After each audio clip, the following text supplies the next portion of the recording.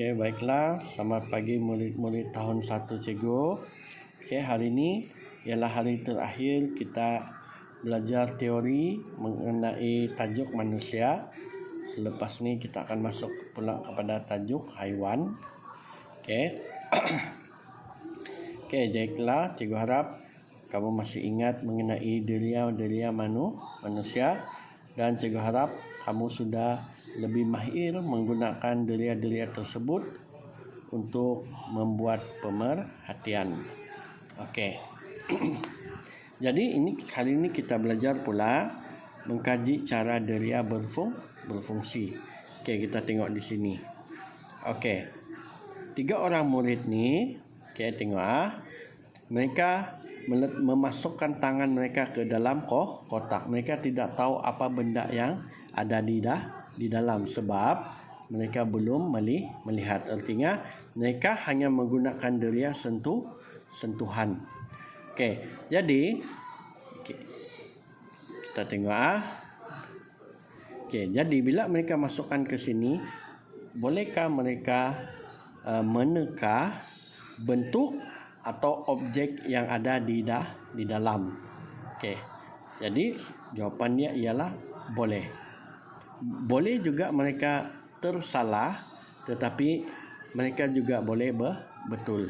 Okey, sebagai contoh, kalau cikgu bagi masukkan sebiji bola, sebatang pen di sini. Okey. Ini sebagai contoh dan pemadam. Satulah pemadam di sini. Okey, cikgu suruh kamu memasukkan tangan kamu tanpa melihat. Mata kamu juga boleh ditutup dengan kain warna hitam. Masukkan tangan ke dalam dan juga pegang ni. Okey. Bolehkah kamu mencari mana satu bola pemadam dengan pen? Jawapannya pasti kamu akan dapat cari. Okey, itu ialah cara deria sentuhan itu berfungsi. Okey, seterusnya yang kedua, bolehkah mata melihat jika cahaya tidak masuk ke dalam mata? Okey, ini ialah satu contoh. Contoh, nampak? Okey. Jadi, cikgu mau kamu cuba gulung kertas ini lurus Kamu tengok sini lilin kamu boleh gunakan, atau kamu gantikan dengan mak kamu kah, atau kucing kamu kah, atau pensel kamu kah. Kamu tengok, bolehkah kamu melihat objek tersebut? Okey, jawapannya boleh. Sebab di sini ada cahaya masuk, dan ini ada lubang kan, cahaya boleh masuk. Okey, jadi dengan adanya cahaya barulah mata kita boleh melihat. Okey, sekiranya yang kedua di sini, yang tadi itu dia dibengkokkan, patutnya kamu tengok lurus ke depan, tapi dia dibengkokkan, kamu sudah tidak boleh melihat sebab tidak ada cahaya yang terus ke dalam mata. Kenapa tidak ada cahaya terus ke dalam mata? Sebab salah satu sifat cahaya ialah cahaya bergerak lurus. Artinya cahaya di sini dia bergerak ke sini, sedangkan mata kamu berada di lebih tinggi dalam gambar ini. Jadi dia tidak boleh melihat objek yang ada di hadapan. Okey, apakah kamu cuma nampak sampai sini saja nih? Paling-paling kamu boleh nampak bahagian dalam, tapi objek di sini kamu tidak boleh nampak. Okey, sebagai contoh lagi, saya bagi contoh. Okey, ada antara kamu di sini yang bila dia tidur, dia suka keadaan yang gelap. Okey, jadi ini contohnya, ini bilik kamu. Kamu sudah masuk. Okey, bila kamu tutup lampu, sudah tidak ada lagi cahaya, betul kan? Jadi bila tidak ada cahaya, kamu juga tidak boleh melihat. Okey, anak mata kamu akan membesar supaya keadaan cahaya yang sangat sedikit dia boleh melihat. Tapi pada mulanya kamu tidak akan dapat melihat sebab ketiadaan cahaya. Okey, sebab itulah kalau malam kita kehilangan cahaya matahari yang sangat terik, kita juga sukar untuk melihat dengan lebih jauh. Okey, seterusnya, yang ini cikgu mau kamu buat sendiri di rumah. Okey, pertama cikgu mau kamu sediakan ni. Sediakan mangkuk kecil. Ini cikgu bagi aktiviti supaya kamu boleh buat di rumah. Di sini kamu letak kicap. Di sini garam. Di sini gula. Di sini kamu boleh letak cuka. Apa yang kamu kena buat ialah minta bantu satu orang kawan kamu ataupun sesiapa sahajalah yang ada di rumah. Tutup mata kamu dengan menggunakan kain. Sekarang ni kamu tidak boleh lihat sudah. Kamu tidak nampak sudah mana satu kicap, mana satu garam, mana satu gula, mana satu cuka. Tapi minta kawan kamu, titiskan sedikit kicap, garam, gula dan juga cuka. Mula-mula titiskan mana satu sajalah, salah satu. Kamu cuba teka, adakah itu cuka, gula, garam dan juga kicap. Cikgu percaya kamu masih boleh meneka. Contohnya kamu diletakkan gula, wah ini manis. Ini ialah gula. Sebab itulah, walaupun kamu tidak dapat melihat, dengan adanya deria merasa, kamu tetap boleh meneka bahan-bahan yang digunakan. Ini salah satu aktiviti kamu boleh buat di rumah.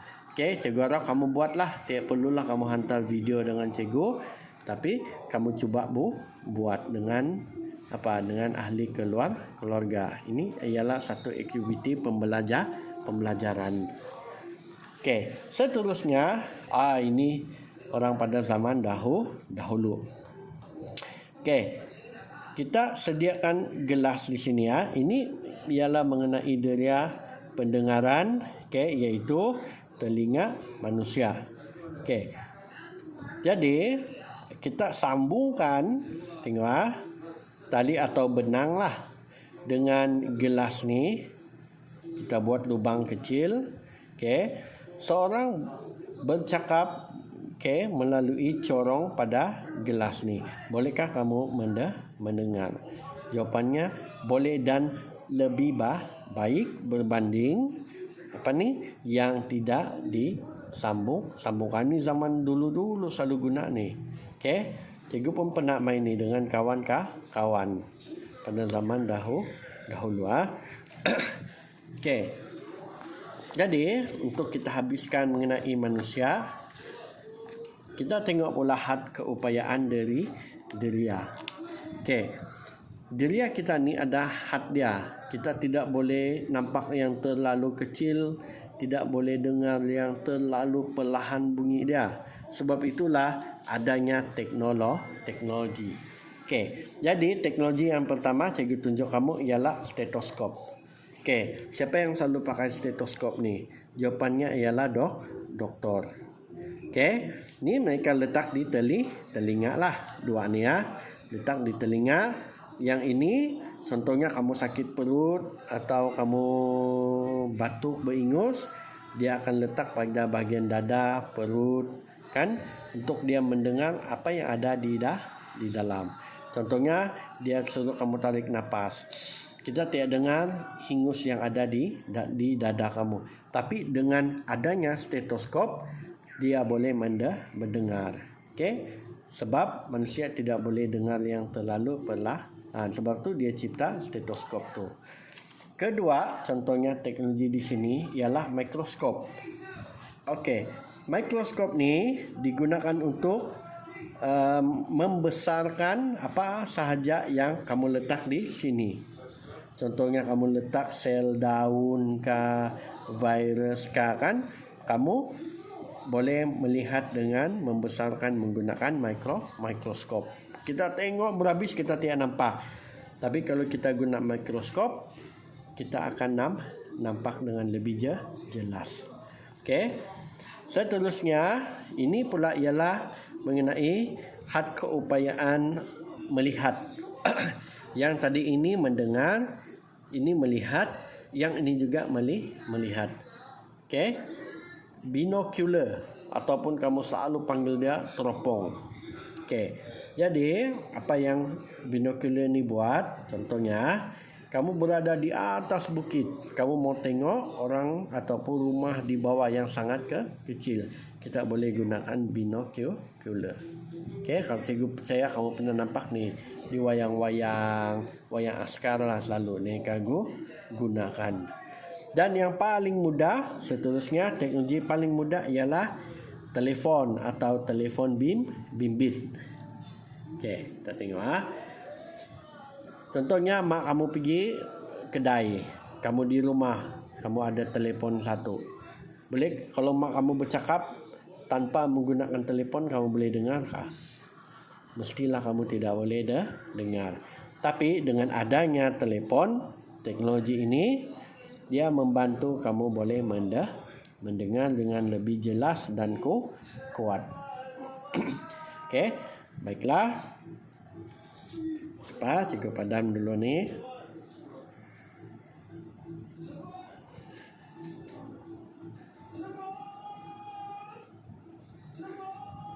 Okey, jadi kerja kamu hari ini sangat senang, tapi kamu kena melukis. Nampak Kamu kena buat ini. 1, 2, 3, 4. Dan tajuk dia ialah had keupayaan deria. Boleh faham? Artinya kamu tulis ni had keupayaan deria, kemudian lukis 4 teknologi yang telah dicipta membantu manusia mengatasi had keupayaan deria. Nanti kamu boleh gambar, send dengan cikgu. Okey, baiklah.